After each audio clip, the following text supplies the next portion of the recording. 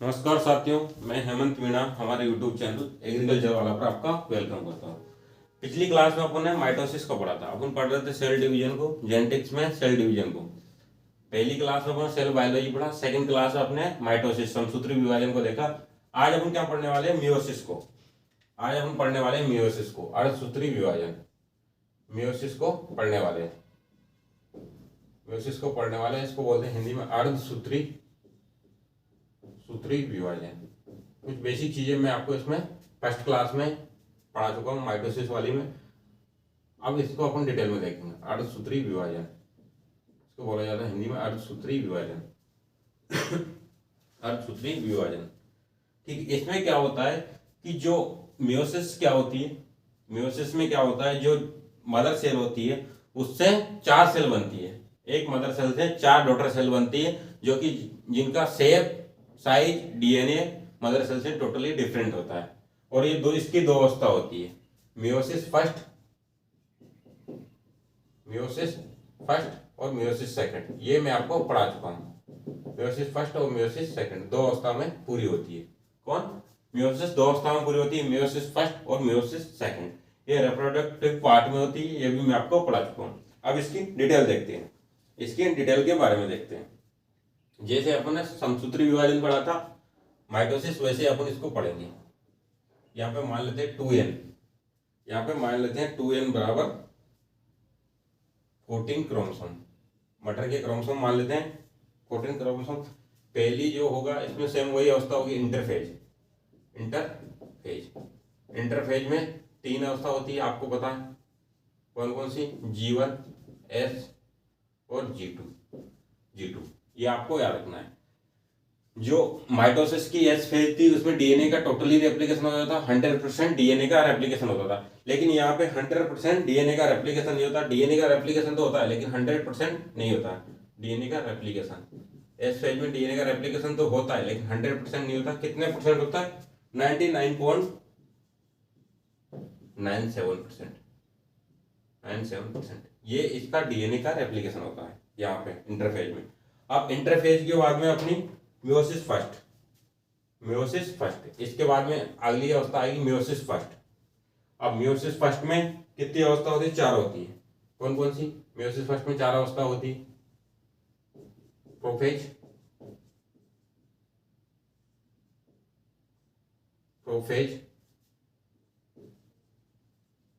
First, metaphase first,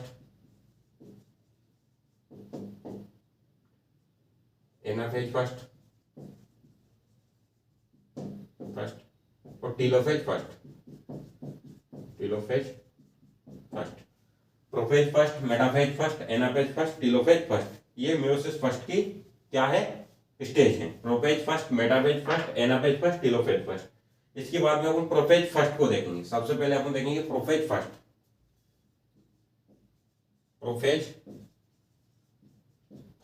prophase first में 5 stage होती है।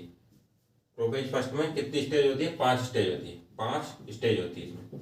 प्रोफेज फर्स्ट में 5 स्टेज होती है। कौन कौन सी होती है उनको देख लेते हैं। 5 स्टेज। लेप्टोटीन होती है।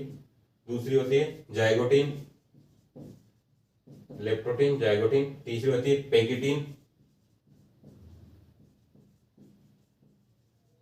लेप्टोटीन, जाइगोटीन, पेगिटीन और डिप्लोटीन। और 5 ही होती है डाइकाइनेसिस।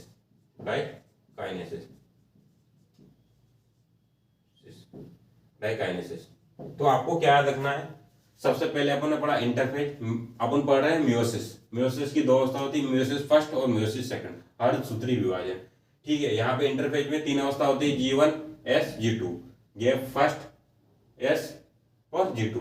यहाँ पे डीएनए का रेप्लिकेशन 100% नहीं होता है, 99.97 होता है। ठीक है। फिर उसके बाद में अपन आगे बढ़े मियोसिस फर्स्ट की 4 अवस्था होती है, prophase first, metaphase first, anaphase first, telophase first. तो प्रोफेज फर्स्ट अपन देखें, प्रोफेज फर्स्ट की 5 स्टेज होती है। प्रोफेज फर्स्ट जो 5 स्टेज में कंप्लीट होती है, लेप्टोटीन, जाइगोटीन, पेगिटीन, डिप्लोटीन और डाइकाइनेसिस। आगे अपन इसके बारे में पढ़ेंगे। इसके बाद में इस 4 अवस्था के बाद में टीलोफेज के बाद में यहाँ पे होती है साइटोकाइनेसिस। साइटोकाइनेसिस होती है। साइटोकाइनेसिस में क्या होता है, जो 2n होता है, जो 2n होता है उससे क्या बनती है, साइटोकाइनेसिस में 2n से क्या बनती है, n, 2n से यहाँ पे n क्रोमोसोम मान लो, n 7 क्रोमोसोम मान लो, 7 से ये भी 2 में बढ़ जाएगा और ये भी दो में बढ़ जाएगा, ये 2 में बढ़ जाएगा तो यहाँ पे n और यहाँ पे n, उसके बाद में ये 2 में बढ़ेगा तो यहाँ भी n तो यहाँ भी n। ठीक है, इस टाइप से ये कंप्लीट होता है। तो यहाँ पे तो मियोसिस फर्स्ट चल रहा था, लेकिन यहाँ पे मियोसिस सेकंड स्टार्ट हो जाएगा, M2, मियोसिस सेकंड को M2 लिख रहा हूं, और M2 किसके समान होता है, माइटोसिस के जैसा, तो इसको माइटोसिस भी बोला जा सकता है। समझ में आया, ये पूरी अवस्था कंप्लीट होगी, उसके बाद टीलोफेज में साइटोकाइनेसिस होगा। साइटोकाइनेसिस में यहाँ टू एन से क्या बना, एन बन गया, तो ये तो मियोसिस फर्स्ट होगी। फिर मियोसिस फर्स्ट के बाद यहाँ से मियोसिस सेकंड होगा, तो मियोसिस सेकंड माइटोसिस जैसा होता है, तो एन से एन ये यहाँ पे समसूत्री विभाजन होता है। बाद में अर्धसूत्री विभाजन में भी समसूत्री विभाजन होता है, उसको अपन डिटेल में पढ़ेंगे। ठीक है, अपन डिटेल में, तो अपन पहले पढ़ते हैं प्रोफेज फर्स्ट की पहली अवस्था किस कौन सी, लेप्टोटीन। सबसे पहले अपन पढ़ते हैं लेप्टोटीन के बारे में। लेप्टोटीन सबसे पहले देखते हैं अपन लेप्टोटीन को। प्रोफेज फर्स्ट की पहली अवस्था होती है लेप्टोटीन के बारे में देख रहे हैं। लेप्टोटीन में क्या होता है, ये एक तो बुकेट का निर्माण होता है, बुकेट स्टेज है, यहां लिख देता हूं। किसी को अपन देने जाते हैं ना बुके, तो वही बुकेट स्टेज है, ये आपको याद रखना है। लेप्टोटीन में बुकेट का निर्माण होता है। ठीक है, और ये किसके समान दिखते हैं, लूज बॉल ऑफ ऊल, ऊन की जो ऊन होती है, उसकी जो बॉल होती है, उसकी लूज बॉल की तरह दिखाई देती है। ठीक है, ये स्टेज, ये आपको याद रखना है। और इसमें क्रोमोसोम सबसे लंबे और मोटे होते हैं, क्रोमोसोम क्या होते हैं, लॉन्गेस्ट। आपसे पूछा जाए कौन सी अवस्था में क्रोमोसोम लॉन्गेस्ट होते हैं और मोटे होते हैं, मियोसिस की, तो आपको क्या रखना है, मियोसिस की कौन सी अवस्था में क्रोमोसोम लंबे और मोटे होते हैं, या बुकेट का निर्माण किसमें होता है, या लूज बॉल जैसे किसमें दिखाई देते हैं क्रोमोसोम, तो आपको याद रखना है प्रोफेज फर्स्ट की लेप्टोटीन अवस्था में। या तो लेप्टोटीन ऑप्शन रहेगा, या फिर प्रोफेज फर्स्ट की लेप्टोटीन, या तो प्रोफेज फर्स्ट ऑप्शन में रहेगा, ये ऑप्शन में रहेंगे तो प्रोफेज फर्स्ट, अरे ये नहीं रहेंगे तो ये सारे ऑप्शन में रहेंगे तो लेप्टोटीन की फर्स्ट। लेप्टोटीन में ये सब होता है, बुकेट का निर्माण होता है, लूज बॉल के समान दिखाई देते हैं क्रोमोसोम, और क्रोमोसोम सबसे लंबे और मोटे होते हैं, तो ये आपको ध्यान रखना है। ठीक है, उसके बाद में दूसरी अवस्था आती है लेप्टोटीन के बाद में, सेकंड अवस्था आती है जाइगोटीन। दूसरी अवस्था आती है जाइगोटीन में क्या होता है, डायग्राम मुझे अच्छा बनाना नहीं आता है, मैं आपको बस थोड़ा सा बना के समझाता हूं। जाइगोटीन में क्या होता है, पेयरिंग और होमोलोगस क्रोमोसोम। इसमें क्या होता है, होमोलोगस क्रोमोसोम की पेयरिंग होती है, पेयरिंग ऑफ होमोलोगस क्रोमोसोम। आपसे पूछा जाए कि होमोलोगस क्रोमोसोम की पेयरिंग कौन सी अवस्था में होती है, तो जाइगोटीन। प्रोफेज फर्स्ट की जाइगोटीन अवस्था में स्टेज में क्या होती है, पेयरिंग होती है होमोलोगस क्रोमोसोम की। इसको क्या बोला जाता है, सिनेप्सिस बोला जाता है। तो आपसे पूछा जा सकता है सिनेप्सिस किसमें होता है, या फिर पेयरिंग ऑफ होमोलोगस क्रोमोसोम किसमें होता है, इसको सिनेप्सिस बोला जाता है। जो होमोलोगस क्रोमोसोम की पेयरिंग होती है उसको क्या बोलते हैं, सिनेप्सिस बोला जाता है। तो ये आपको याद रखना है। हैप्लॉइड पेयर ऑफ क्रोमोसोम, इसमें क्या होता है, हैप्लॉइड पेयर ऑफ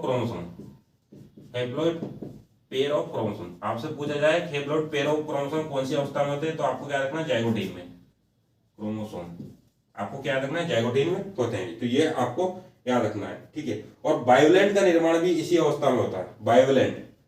ठीक है, ये यहां लिख देता हूं, ऊपर वाली ये अलग हो जाएगी। बायोलेंट का निर्माण, बायोलेंट फॉर्मेशन। अब आपसे क्या क्या क्वेश्चन पूछे जा सकते हैं। ठीक है, जाइगोटीन सेकंड स्टेज है प्रोफेज फर्स्ट की, तो इसमें क्या क्या क्वेश्चन बन सकते हैं, पेयरिंग ऑफ होमोलोगस क्रोमोसोम। आपको ध्यान रखना है कि होमोलोगस क्रोमोसोम की पेयरिंग किसमें होती है, तो ये जाइगोटीन में होती है। ठीक है, इस पेयरिंग होती है होमोलोगस क्रोमोसोम, उसको बोलते हैं सिनेप्सिस। या फिर पूछ सकते हैं सिनेप्सिस की क्रिया किसमें होती है, तो जाइगोटीन में होती है। बायोलेंट का फॉर्मेशन किसमें होता है, तो जाइगोटीन में होता है। और हैप्लॉइड पेयर जो होते हैं उस क्रोमोसोम के, वो किसमें दिखाई देते हैं, तो जाइगोटीन में होता है। ठीक है, इसके बाद में हम पढ़ेंगे पैकेटीन। यहां लिख देता हूं मैं, थर्ड वाली होती है उसको बोलते हैं पैकेटीन। थर्ड, प्रोफेज फर्स्ट की पढ़ रहे हैं उसमें थर्ड होती है पैकेटीन। पैकेटिन। स्पेलिंग को थोड़ा देख लेना, कोई दिक्कत नहीं स्पेलिंग से, आपको बस समझ में आना चाहिए चीजें, ठीक है, चीजें समझ में आनी चाहिए। पैकेटिन में क्या होता है, क्रॉसिंग ओवर होता है, क्रॉसिंग ओवर होता है, क्रॉसिंग ओवर होता है। ये क्रोमोसोम होते हैं, ये यहाँ पे टेट्राड का निर्माण कर लेते हैं, टेट्राड मतलब 4। यहाँ पे क्या होता है, टेट्राड स्टेज होती है, टेट्रा स्टेज। आपसे पूछा जाए टेट्रा स्टेज किस में होती है, या फिर टेट्राड का निर्माण किस में होता है, तो ये होता है पैकेटिन में, ठीक है, पैकेटिन में होता है। किसके मध्य होता है, नॉन सिस्टर क्रोमेटिड के मध्य, non sister chromatid, non sister chromatid. आपसे पूछा जाए नॉन सिस्टर क्रोमेटिड किस में दिखाई देते हैं, तो पैकेटिन में। और क्रॉसिंग ओवर सबसे इंपॉर्टेंट है, क्रॉसिंग ओवर, क्रॉसिंग ओवर कहां पे होता है, तो पैकेटिन में। ये भी आपको याद रखना है, क्रॉसिंग ओवर कहां पे होता है, तो पैकेटिन में होता है, ठीक है। क्रॉसिंग ओवर कौन किस में होता है, पैकेटिन अवस्था में होता है, ठीक है। अब अगली है डिप्लोटिन, चौथी है डिप्लोटिन, डिप्लोटिन। डिप्लोटिन जो स्टेज है, इसमें क्या होता है, कियाजमेटा का टर्मिनलाइजेशन होता है, कियाजमेटा का टर्मिनलाइजेशन मतलब, कियाजमेटा का टर्मिनलाइजेशन क्या होता है, मतलब कियाजमेटा का अलग हो जाना, ठीक है, क्रोमोसोम का अलग हो जाना। तो यहाँ पे कियाजमेटा का टर्मिनलाइजेशन होता है, ये क्रोमोसोम है, डायग्राम पे आप जाना मत, बस आपको समझाने के लिए बता रहा हूं। तो यहाँ पे क्या होता है, कियाजमेटा का टर्मिनेशन,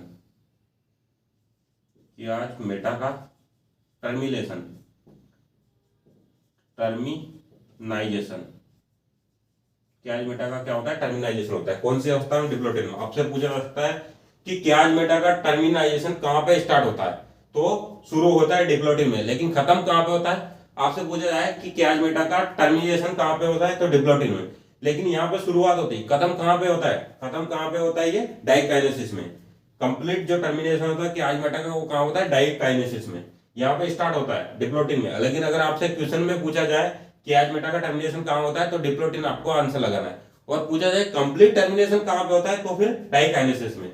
इसके बाद की अवस्था में डाइकाइनेसिस में होता है। और क्रोमोसोम का सप्रेशन होता है, मतलब क्रोमोसोम अलग होना स्टार्ट हो जाते हैं, किसमें, डिप्लोटिन में। क्रोमोसोम सप्रेशन, क्रोमोसोम का सप्रेशन होता है, क्रोमोसोम का सप्रेशन होता है, ठीक है। आगे जगह नहीं बची, इसको मिटा के अपन आगे बढ़ के, आप इसको नोट डाउन कर लीजिए, उसके बाद में अपन आगे बढ़ेंगे। एक बार और समझा देता हूं, अपन पढ़ रहे हैं मियोसिस, अर्धसूत्री विभाजन। मियोसिस में 2 स्टेज होती है, मियोसिस फर्स्ट और मियोसिस सेकंड। जो मियोसिस सेकंड है उसको माइटोसिस बोल सकते हैं, क्योंकि meiosis second same as mitosis की जैसे होती है। तो स्टार्ट होती है यहाँ से इंटरफेज है, इंटरफेज में 3 अवस्था होती है, G1, S और G2, आप पहले ही पढ़ चुके हैं। जो माइटोसिस में जो एस इंटरफेज की एस अवस्था होती है, उसमें क्या होता है, डीएनए का कंप्लीट रेप्लिकेशन होता है, 100% कंप्लीट रेप्लिकेशन होता है। यहाँ पे कितना परसेंट होता है, 99.97% रेप्लिकेशन होता है, 99.97% रेप्लिकेशन होता है, ठीक है। और जो बचा हुआ 0.3% है, वो कहां पे होता है, जाइगोटिन में होता है। बचा हुआ 3% है, वो कहां पे होता है, जाइगोटिन में होता है। डीएनए रेप्लिकेशन आपको याद रखना, डीएनए रेप्लिकेशन कितना परसेंट, 0.03%।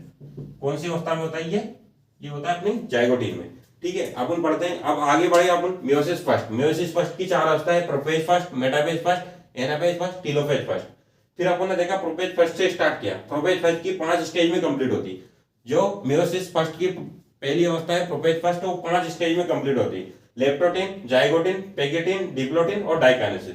तो सबसे पहले अपन ने लेप्टोटिन पढ़ा। लेप्टोटिन में क्या होता है, बुकेट स्टेज होती है, बुकेट का निर्माण होता है। और जो क्रोमोसोम है इसमें कैसे दिखा देते हैं, लूज बॉल ऑफ वूल, ऊन की लूज बॉल की तरह दिखाई देते हैं। और क्रोमोसोम सबसे लंबे और मोटे होते हैं, कौन सी अवस्था में, प्रोफेज की फर्स्ट में, लेप्टोटिन अवस्था में, प्रोफेज फर्स्ट की लेप्टोटिन अवस्था में, ये आपको याद रखना है। सेकंड आती है जाइगोटिन। जाइगोटिन में क्या होता है, बायोलेंट का निर्माण होता है। बायोलेंट का फॉर्मेशन कौन सी अवस्था में होता है, जाइगोटिन में। पेयरिंग होती है होमोलोगस क्रोमोसोम। होमोलोगस क्रोमोसोम की पेयरिंग कौन सी अवस्था में होती है, आपसे पूछा जा सकता है, तो वो होती है जाइगोटिन में। होमोलोगस क्रोमोसोम की पेयरिंग कहां होती है, जाइगोटिन में होती है। इसको क्या बोलते हैं, सिनेप्सिस।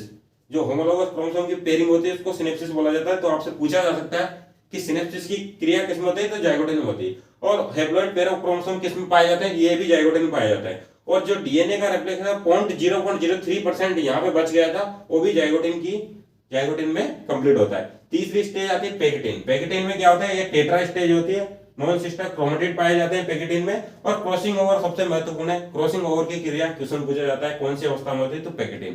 पैकेटिन प्रोपेज फर्स्ट की पैकेटिन में क्रॉसिंग ओवर की क्रिया होती है। तो इसके बाद आता है डिप्लोटिन।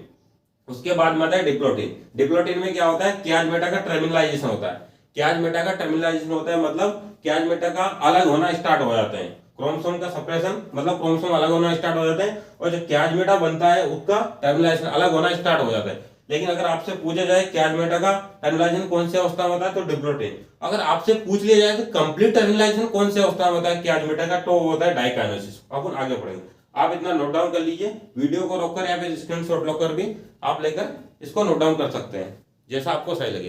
या तो स्क्रीनशॉट ले लीजिए या फिर वीडियो को रोक लीजिए। आपको नीचे वाले नहीं दिख रहे हैं, अभी दिख जाएंगे। अब आप लोगों को जो नीचे लिखा है वो पूरा दिख रहा होगा, ठीक है। नीचे जो लिखा है वो पूरा कंप्लीट दिख रहा होगा, आप इसको नोट डाउन कर लीजिए या फिर स्क्रीनशॉट ले लीजिए। फिर अपन आगे पढ़ेंगे डाइकाइनेसिस के बारे में, ठीक है। आप इतना नोट डाउन कर लीजिए,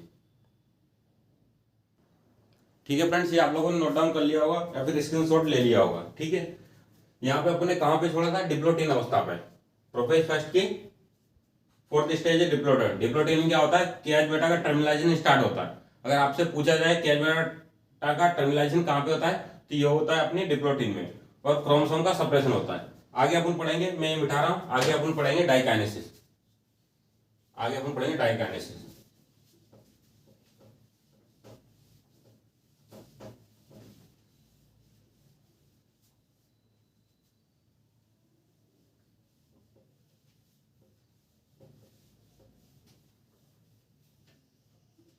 आगे अपन देखते हैं डाइकाइनेसिस। डाइकाइनेसिस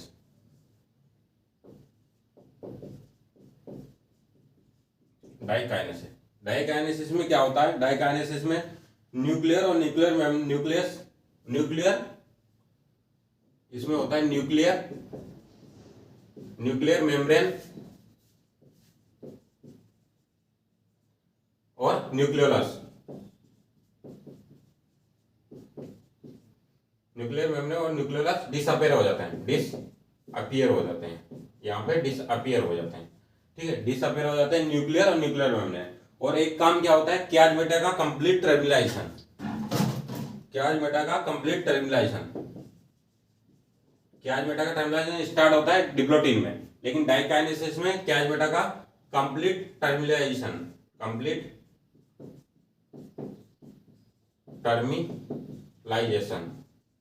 टर्मिनलाइजेशन का मतलब क्या होता है, अलग हो जाना, क्याज मेटा का अलग हो जाना। तो क्याज मेटा का कंप्लीट टर्मिनलाइजेशन कौन सी अवस्था में होता है, डाइकाइनेसिस में। स्टार्ट कहाँ, अगर आपसे पूछा जाए क्याज मेटा का टर्मिनलाइजेशन कहाँ पे होता है, तो आपको डिप्लोटिन आंसर लगाना है, कंफ्यूज नहीं होना।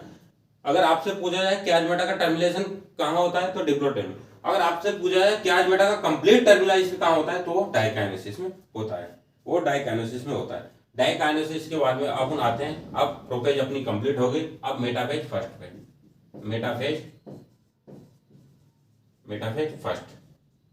मेयोसिस की सेकंड अवस्था। मेयोसिस फर्स्ट की सेकंड अवस्था होती है मेटाफेज फर्स्ट में क्या होता है, को ओरिएंटेशन होता है। ये यहाँ पे क्रोमोसोम होते हैं। डायग्राम मेरे से अच्छा नहीं आता, मैं आपको पहले ही बता चुका हूँ, आप बस समझ लीजिएगा। यहाँ पे क्रोमोसोम होते हैं, ये होते हैं स्पिंडल फाइबर, ये से जुड़े होते हैं, स्पिंडल फाइबर इससे जुड़े होते हैं। तो यहाँ पे मेन काम क्या होता है, को ओरिएंटेशन। आपसे पूछा जाए कि को ओरिएंटेशन कौन सी अवस्था में होता है, तो मेटाफेज फर्स्ट में होता है, ठीक है। और इसमें क्या होता है, क्रोमोसोम मेटाफेज फर्स्ट में क्रोमोसोम जो होते हैं कहाँ हो जाते हैं, इक्वेटोरियल प्लेट पे जमा हो जाते हैं, अरेंज हो जाते हैं। इक्वेटोरियल प्लेट पे अरेंज हो जाते हैं क्रोमोसोम। ये आपको याद रखना है। मेटाफेज फर्स्ट में आपको क्या रखना है, को ओरिएंटेशन होता है और क्रोमोसोम इक्वेटोरियल प्लेट पे अरेंज हो जाते हैं, ठीक है। इसके बाद में आती है अगली अवस्था, एनाफेज फर्स्ट।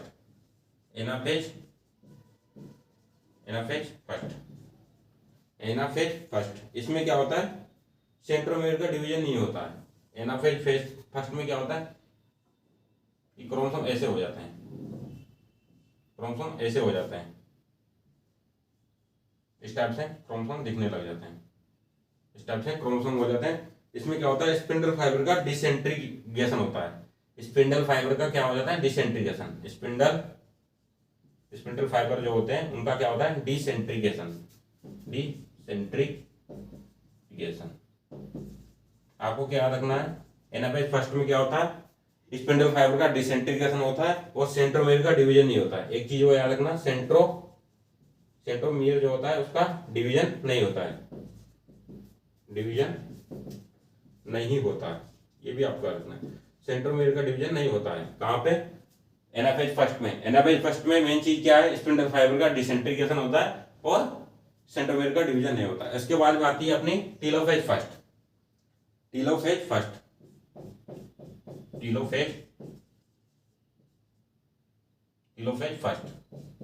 ये आती है अपनी टेलोफेज फर्स्ट। इसमें क्या होता है, न्यूक्लियर और न्यूक्लियस, न्यूक्लियर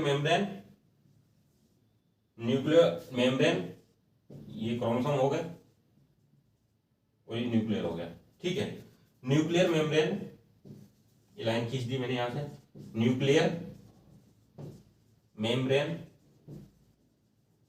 जो कहां पे डिसअपियरेंस हुई थी, डाइकाइनेसिस। प्रोपेज फर्स्ट की लास्ट होता है डाइकाइनेसिस में डिसअपियर हुई थी न्यूक्लियर मेम्ब्रेन और न्यूक्लियोलस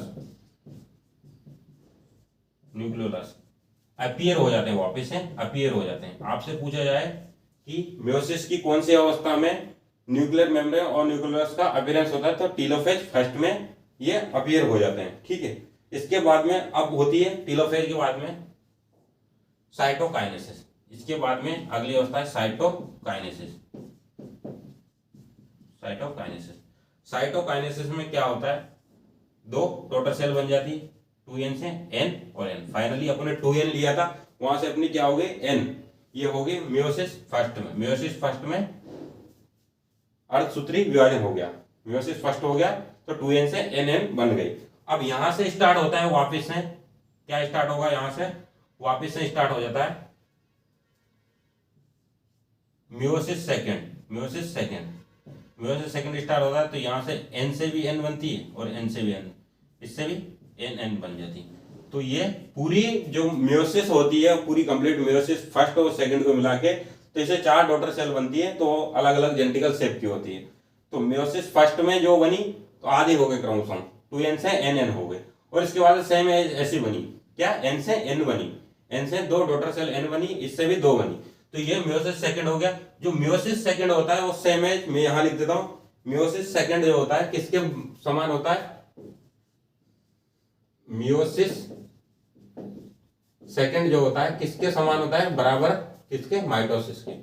माइटोसिस क्यों होता है, क्योंकि आपको यहां देखना है कि जो यहाँ पे 2n थे, यहाँ पे n थे, तो इससे भी n बन रहा है, सेम जैसे किसके जैसे, माइटोसिस है। तो मेयोसिस सेकंड बराबर माइटोसिस। उसके बाद में पूरी क्रिया माइटोसिस की होगी। यहाँ पे मेयोसिस खत्म नहीं हुआ, मेयोसिस फर्स्ट खत्म हुआ है, उसके बाद साइटोकाइनेसिस के बाद मेयोसिस फर्स्ट खत्म हुआ, यहाँ से मेयोसिस सेकंड स्टार्ट होता है। Meiosis second same as mitosis जैसा होता है, तो उसको पढ़ने से कोई मतलब नहीं है, सेम वही प्रक्रिया जो माइटोसिस में पड़ी थी वही आगे होगी। तो यहाँ पे अपना मेयोसिस कंप्लीट होता है। आपको एक चीज याद रखना है कि मेयोसिस को क्या बोला जाता है, रिडक्शनल डिवीजन, क्योंकि इसमें रिडक्शन होता है, 2n से n हो जाता है, इसको रिडक्शनल डिवीजन बोलते हैं। और जो माइटोसिस होता है उसको क्या बोला जाता है, इक्वेशन डिवीजन, वो मैं आपको बता चुका हूं।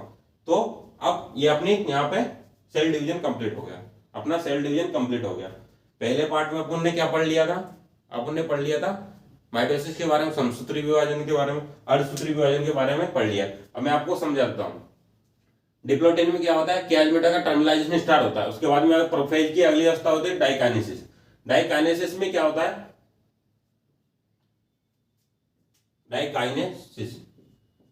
डाइकाइनेसिस में क्या होता है, न्यूक्लियर मेम्ब्रेन और न्यूक्लियस डिसअपियर हो जाते हैं। प्रोफेज फर्स्ट की पहली लास्ट अवस्था है, न्यूक्लियर मेम्ब्रेन और न्यूक्लियस डिसअपियरेंस हो जाता है, और कैजमेटा का कंप्लीट टर्मिनाइजेशन होता है।